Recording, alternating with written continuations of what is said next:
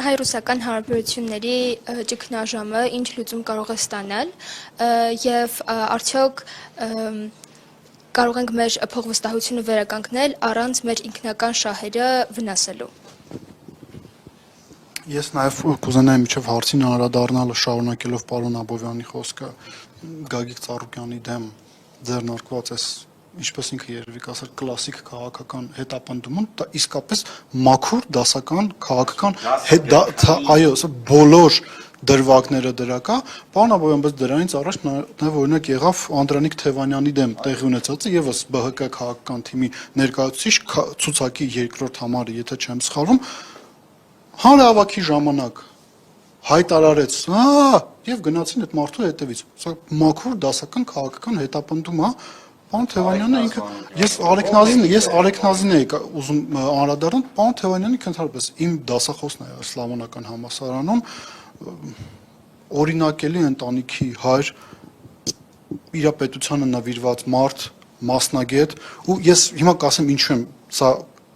ուղիղ առնչություն ունի ձեր տված հարցի հետ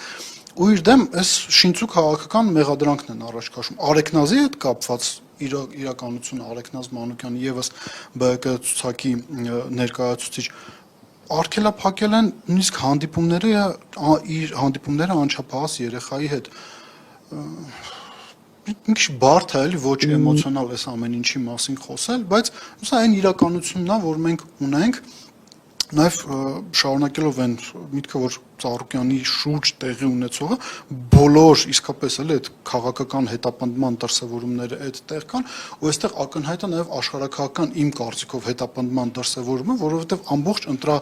ընտրական ցիկլի ժամանակ Ծառուկյանին, Սամվել Կարապետյանին, Ռոբերտ Քոչանին, Նիկոլ Փաշինյանը կապում էր կոնկրետ մեկ երկրի հետ Ռուսաստանի Դաշնության հետ ուղղակի այստեղ մի բան արձանագրենք հա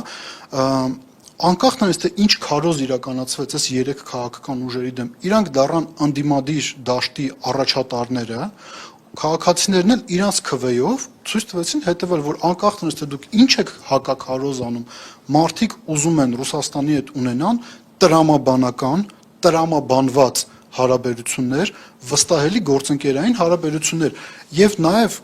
Ծառուկյանի դեմ կատարվածը սա Նիկոլ Փաշինյանի բողոքն է քաղաքացիների այս քվեարկության դեմ։ Իսկ ինչը վերաբերում է նրան թե մեր հարաբերությունները ինչպիսին են լինելու Ռուսաստանի հետ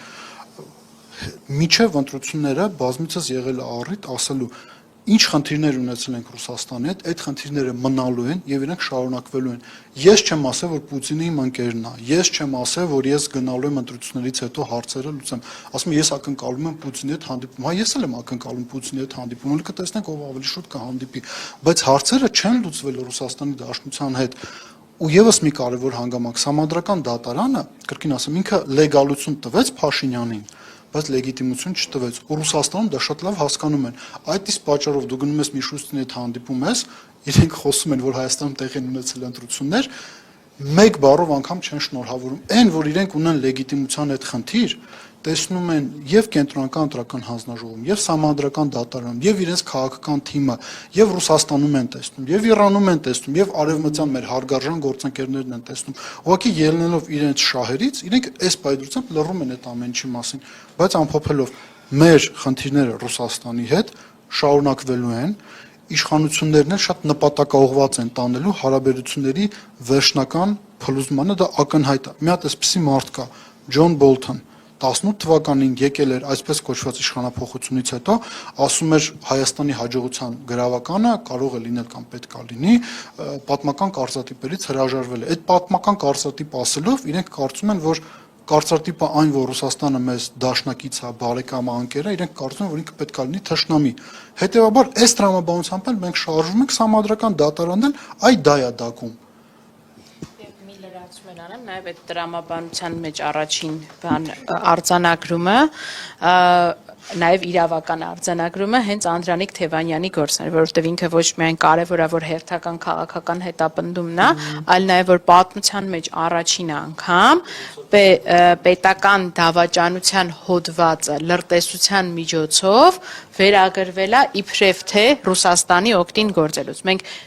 մինչ այս ինչ գործ ունեցել ենք Մենք լրտեսությունը եղել է միայն հօգուտ Ադրբեջանի կամ Թուրքիայի։ այլ երկրի, որտեղ պետք է անկալվի թշնամի այդ երկիրը, չնայած ուղիղ օրենքը չի ասվում։ Հիմա պաշտոնապես, այսինքն իրավական տողատակը այն էր, որ թշնամի երկիրը Ռուսաստանն է, ինչը բնականաբար որևէ լավ տեղ, ոչ քաղաքական, ոչ իրավական իմաստով մեր երկրին չի տանելու իմ համոզմունքն է։